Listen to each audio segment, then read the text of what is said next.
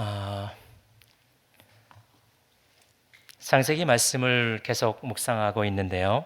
우리가 1절에서 하나님이 천지창조를 선포하셨다라고 한다면 2절에서는 이제 그 천지를 창조하시는 준비 단계를 보여주셨다라고 볼 수가 있습니다. 지난주에 설교 속에서 말씀을 드렸죠. 오늘 본문은 바로 이제부터 그 창조의 역사의 첫째 날 기록이 시작되고 있습니다.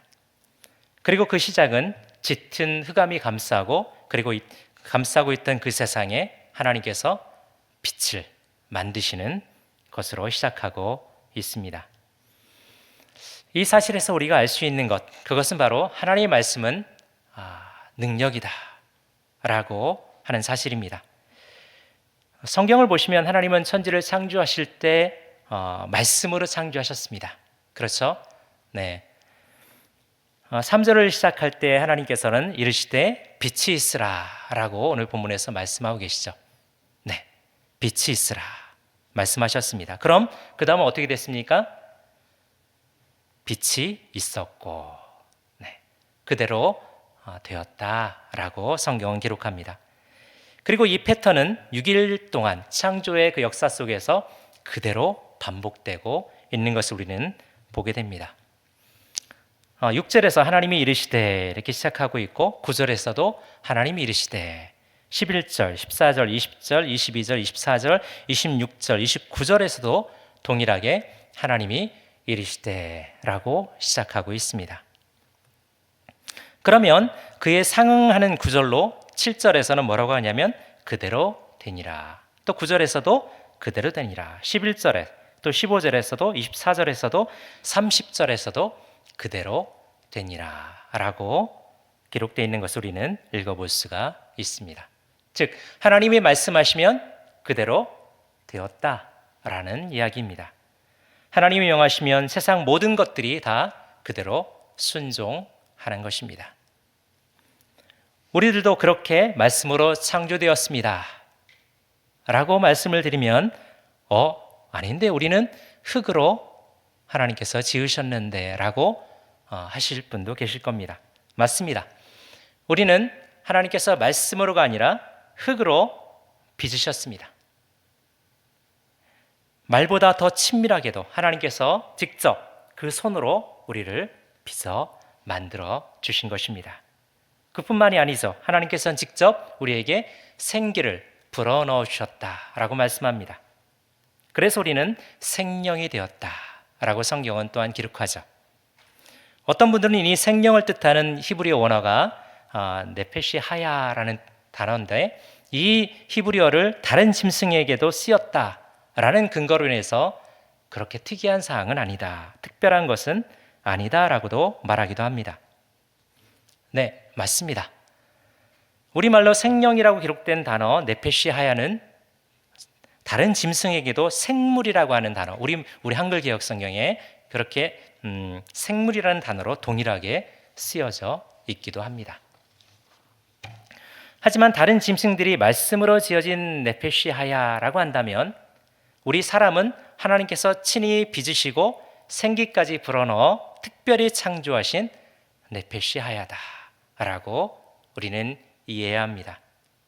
그렇게 짐승과 사람은 같은 네페시 하야, 생명 또는 생물 이렇게 말할 수도 있지만 할지라도 달라도 너무나 다른 존재라는 사실을 우리는 기억해야 합니다. 마치 여러분 메이드 인 코리아라고 하면 다 한국 제품 이렇게 이해할 수 있지 않습니까? 그런데 그 중에서도 장인의 숨결이 머금은 그런 제품들이 있죠. 그런가 하면 어떤 것은 공장에서 대량으로 그냥 마구 찍어낸 듯한 그런 인스턴트 같은 제품이 또한 있기도 합니다. 그것처럼 짐승과 사람은 전혀 다른 차원의 네페시 하야, 생물 또 생명인 것입니다. 진화론과 창조론의 차이가 바로 여기에 있습니다. 진화론에서 인간은 단세포인 아메바에서 진화되어 온 단백질 덩어리에 불과하지만 바로 창조론에서의 인간은 하나님의 형상과 모양으로 창조된 존귀한 존재가 바로 우리들이라는 사실인 것입니다. 그렇다면 우리가 어떻게 살아야 하는가 하는 것은 너무나도 자명합니다. 하나님이 말씀하시는 대로 살아야 하는 것이 바로 우리가 마땅히 살아야 될 그런 의무입니다. 그래야 우리가 가장 잘 사는 것입니다. 그게 우리가 성공하는, 우리가 잘 사는 비결이 되는 것이죠. 네. 하나님 말씀을 어기며 살 수는 없습니다. 그 하나님은 온 우주 만물을 창조하신 하나님이시며 우리를 지으신 주인이시기 때문입니다. 지난주에 말씀드린 대로 하나님은 우리의 왕이십니다. 그러니 우리는 그 왕 되신 하나님께 온전히 순종해야 마땅한 것입니다. 그러기 위해서 우리는 말씀을 늘 가까이 해야 합니다. 우리가 아침마다 리딩 지저스를 읽고 있지 않습니까? 네. 우리가 힘들다고 여겼던 레이기도 우리가 몇 주 전에 무사히 지나왔습니다. 네. 저의 경험에 의하면 사실 레이기 읽기가 그렇게 저는 힘들었습니다.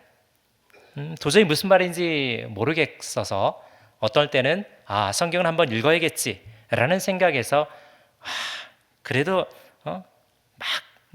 어떻게 넘어갈 수는 없고 그냥 들려주는 그걸 듣고서 막 지나갔던 그런 기억도 있고 어떨 때는 너무 어려워서 그냥 넘어갔던 그런 기억도 있습니다. 나중에는 당장 의미는 모르더라도 나중에 하나님께서 깨닫게 해주시겠지라는 생각을 가지고 무작정 읽었던 그런 기억도 있습니다. 혹 여러분 가운데서도 그러하신 분들이 계실지 모르겠습니다. 여러분 괜찮습니다. 우리 다 사실은 성경을 다 완벽하게 이해한다라고 할 사람은 아무도 없습니다. 저도 그렇고 여러분도 그렇습니다. 어찌 크신 그 하나님의 뜻을 완벽하게 우리가 이해할 수 있을까요? 그래서 우리는 날마다 하나님 말씀을 읽는 것입니다. 한 번 읽었다, 10번 읽었다, 100번 읽었다 해도 하나님 말씀을 다 이해할 수 있는 사람은 이 세상에 아무도 없습니다. 잠시 우리가 그 말씀을 읽으면서 하나님께서 우리에게 필요한 일용할 양식을 우리가 얻고 그 주신의 은혜 아래서 우리가 잠시 잠겨 살 뿐이지 우리는 하나님 말씀을 다 이해하고 순종하는 이는 사실 아무도 없습니다. 그렇기에 이해 안 되더라도 우리는 그냥 읽는 그런 습관을 기를 필요가 있습니다. 그럼 저의 경험에 하면 언젠가는 하나님께서 놀라운 깨달음을 주시는 경우가 있습니다. 그럼 우리는 그때 유레카, 이 놀라운 것을 발견했다라고 외치면서 감격하면서 하나님 말씀을 더 자주 그리고 계속 읽어가시면 됩니다.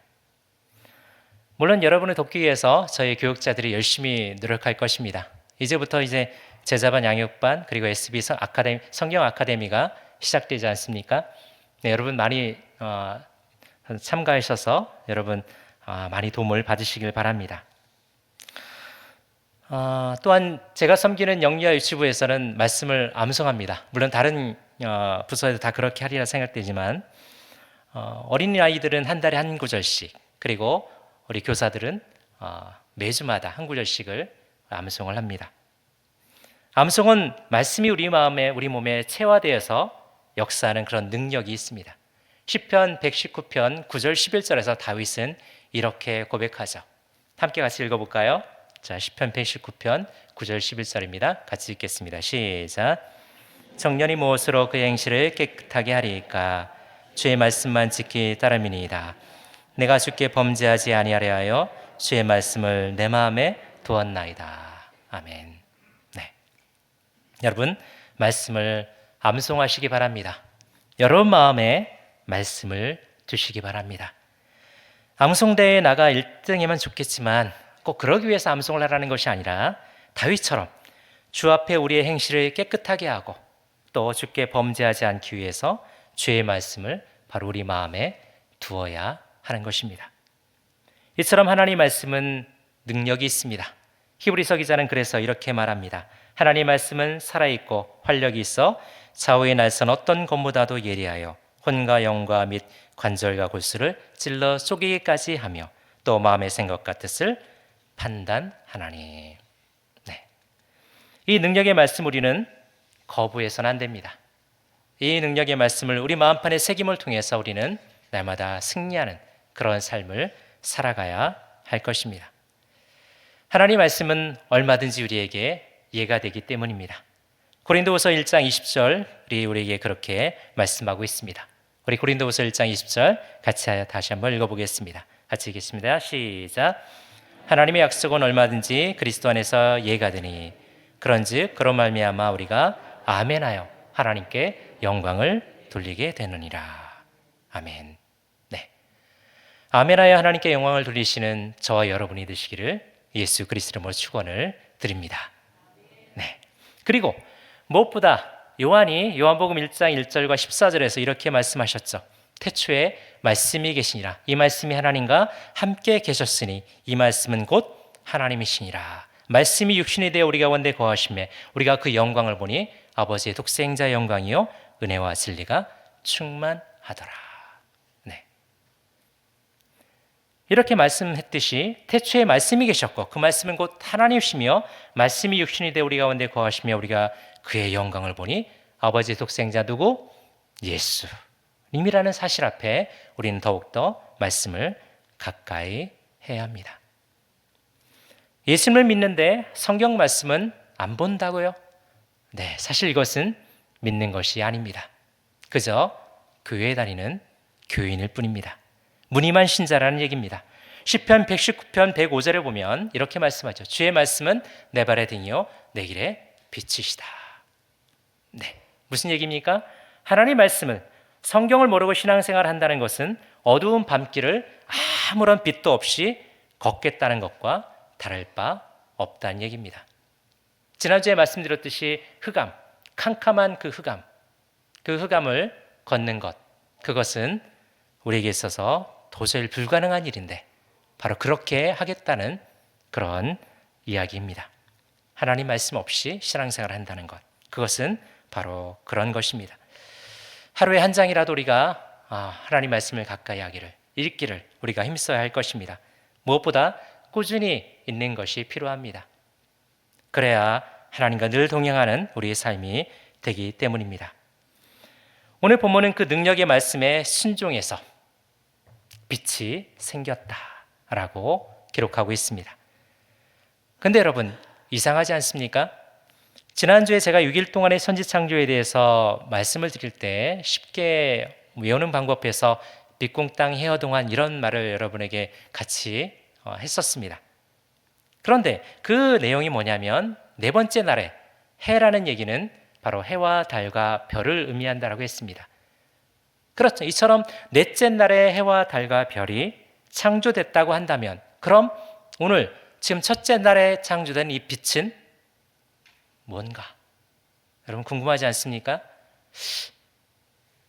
왜 첫째 날 이 빛이 창조됐다라고 말하는가? 우리는 넷째 날 빛이 창조됐다라고 알고 있는데 해와 달과 별 같은, 네, 분명 그렇게 말합니다. 창세기 1장 16절에 보면 이렇게 기록하죠. 같이 한번 읽어볼까요? 시작. 만드사 큰 광명체로 낯을 주관하게 하시고 작은 광명체로 밤을 주관하게 하시며 또 별들을 만드시고. 네, 그렇습니다.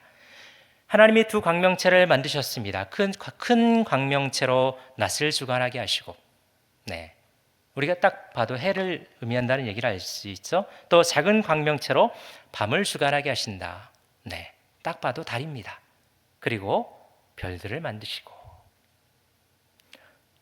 네, 그렇다면 오늘 빛은 뭘까?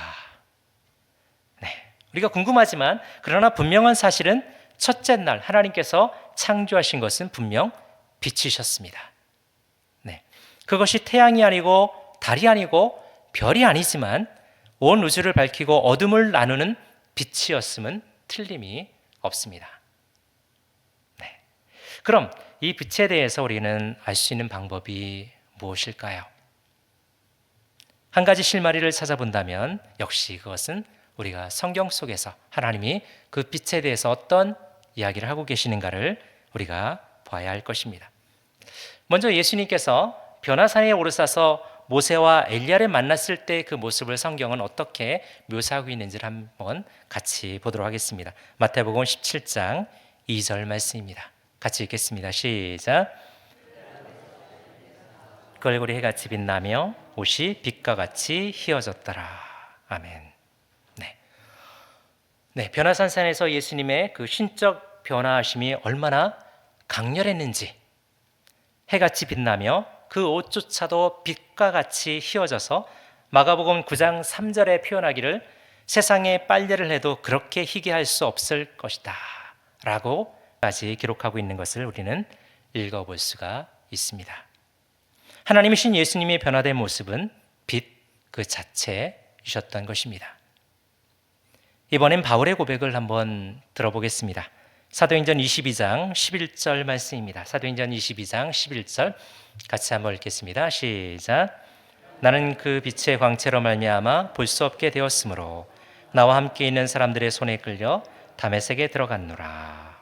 아멘. 네. 3차 전도의 행후 예루살렘에 온 바울을 유대인들이 잡아 죽이려 했습니다. 그때 그런 상황들을 보고 천부장이 막았죠. 그때 바울이 다메섹 도상에서 만난 예수님에 대해서 증언하는 내용 가운데 한 구절입니다. 네, 예수님이 자신을 찾아왔는데 그 예수님이 빛난 광채로 오셨다. 그 빛난 광채에 비추었는데 눈이 멀어버릴 정도였다. 라는 것이 바울의 고백입니다. 그처럼 강렬했다는 것이죠. 이번에 모세를 통해 한번 유추해 보겠습니다.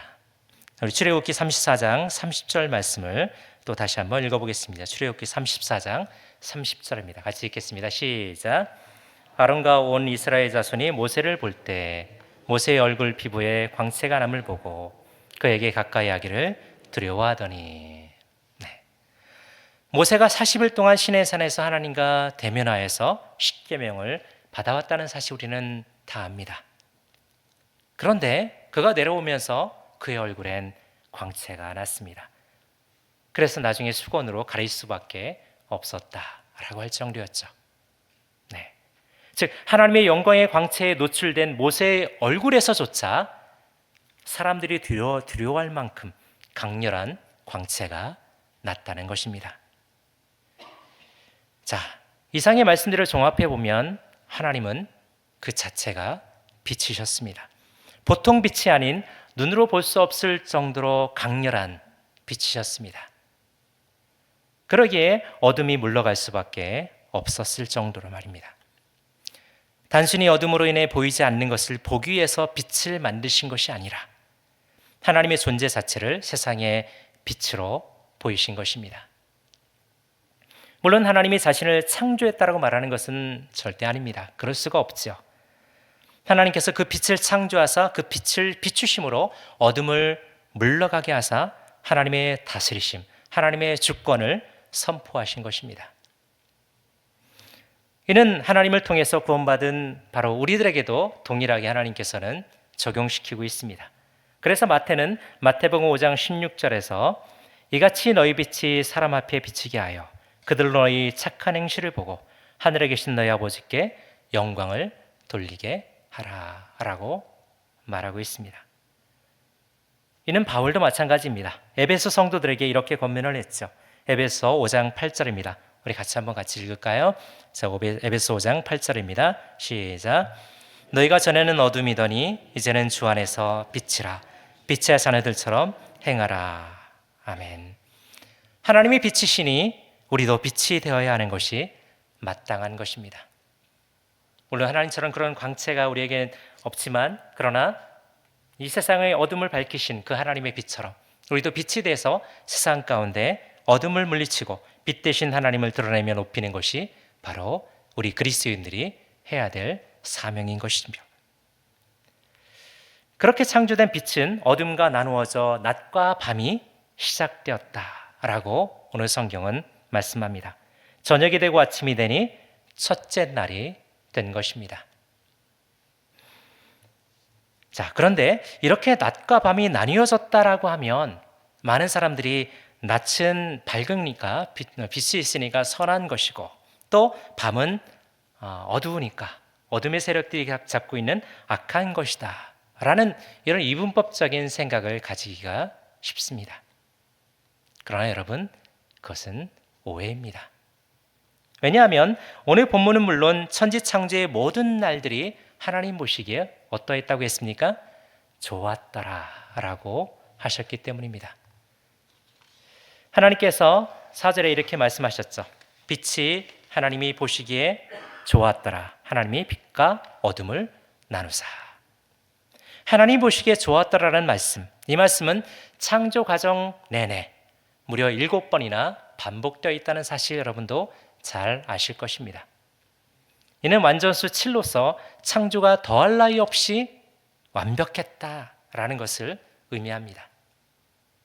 하나님 보시기에 완벽한 창조가 이루어졌다라는 이야기죠. 그렇기 때문에 어둠을 악하다고 보거나 죄라고 생각하는 것은 성경적이지 못합니다. 그렇다면 왜 낮과 밤을, 빛과 어둠을 이렇게 나누신 것일까요?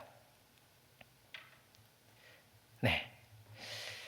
사실 이 말씀은 이 모든 것이 다 누구를 위해서 하나님께서 창조하셨는가를 생각해 보면 우리는 그 답을 알 수가 있습니다.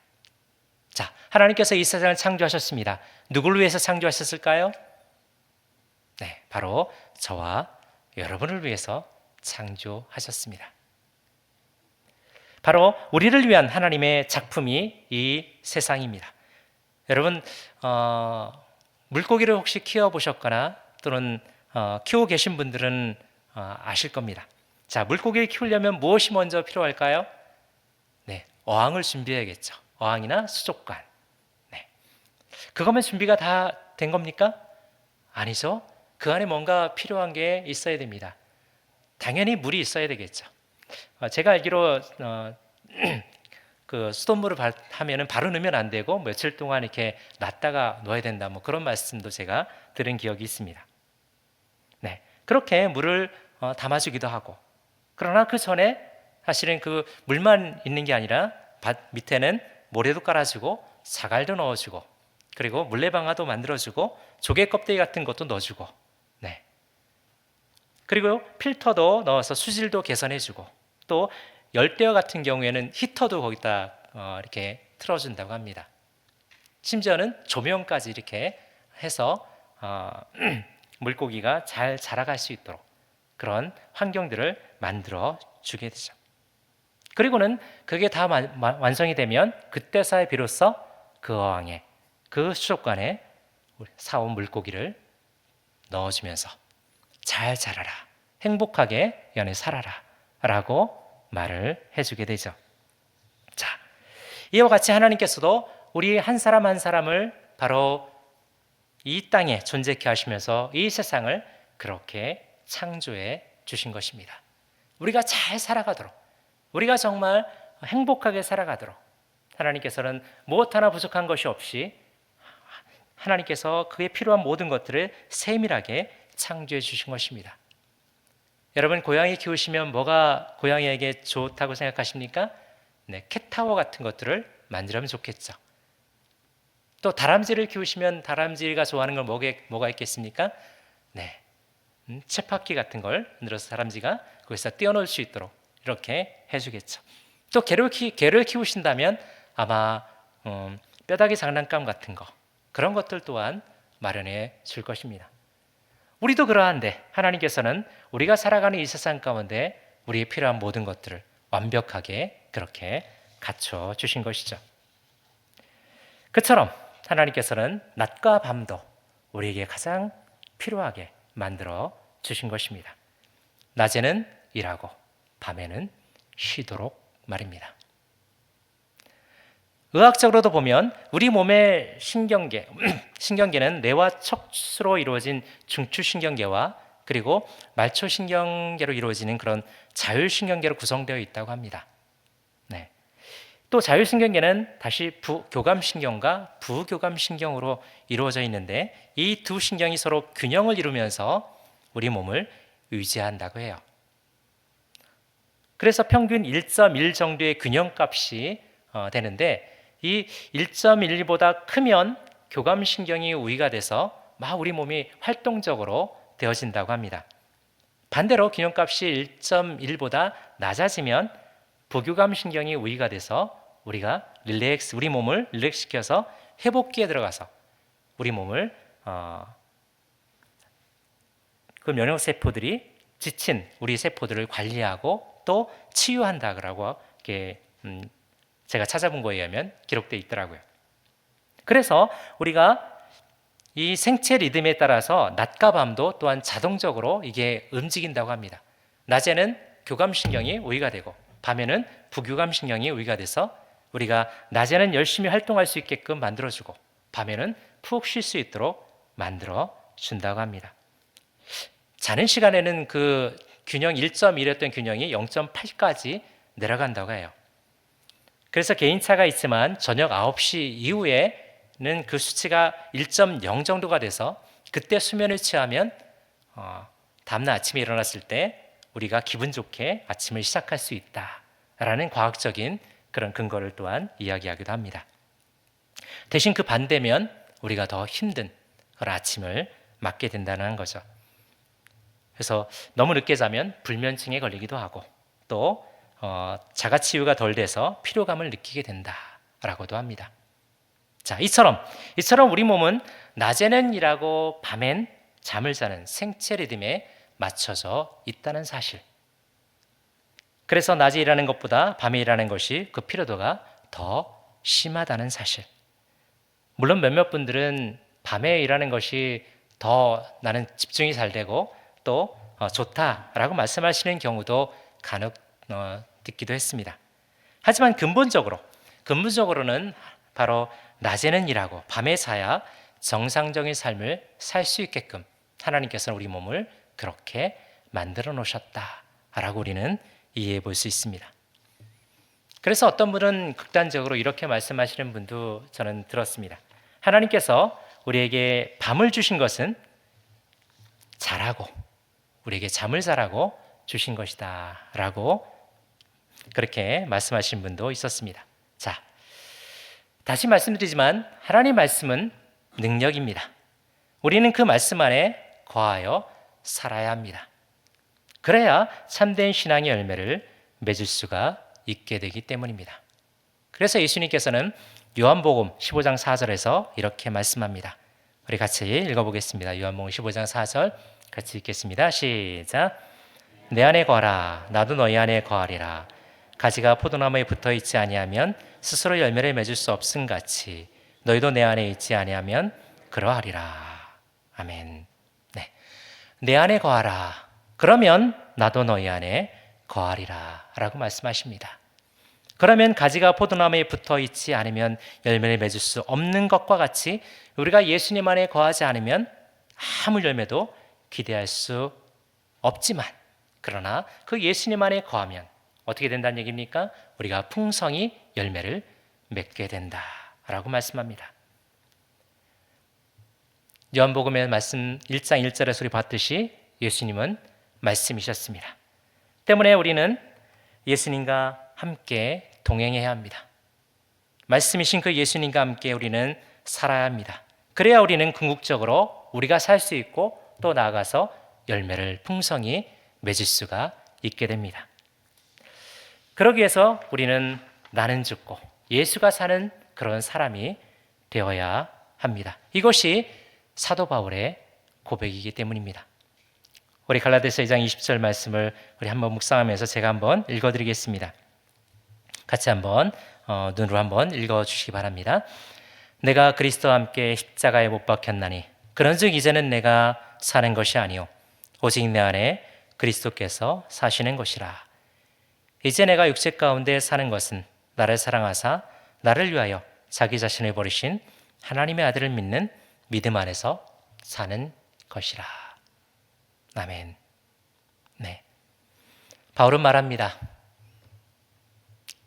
내가 살면 주가 죽고 주가 살면 내가 산다라고. 바울은 바로 예수님을 믿는 그 믿음 안에 산다라고 고백합니다. 자신은 십자가에 못 박혔고 더 이상 자신은 살지 않는다라고 고백합니다. 내 안에 거하시는 그 예수님이 산다라고 고백합니다. 이 고백이 저와 여러분의 고백이 되기를 원합니다. 우리는 단지 믿음으로 살아야 합니다. 그래야 하나님이 좋으셨던 세상, 비록 죄로 인해서 이 세상이 망가지긴 했지만, 고장나긴 했지만, 그러나 우리가 다시 예수님께 우리 자신을 맡김을 통해서 우리는 그 좋았던 세상으로 다시 돌아가게 됩니다.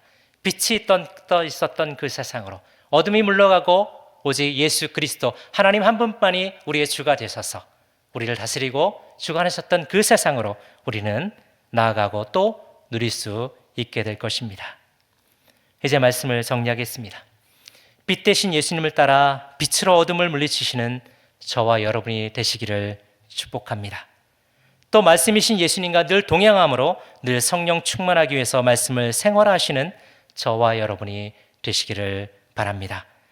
더하여 그 말씀이신 예수님과 동행하는 것이 곧 내가 죽고 주가 사는 삶인 것을 알아서 모든 삶을 오직 믿음으로 살아내시는 저와 여러분이 되시기를 예수 그리스도 이름으로 간절히 축원을 드립니다.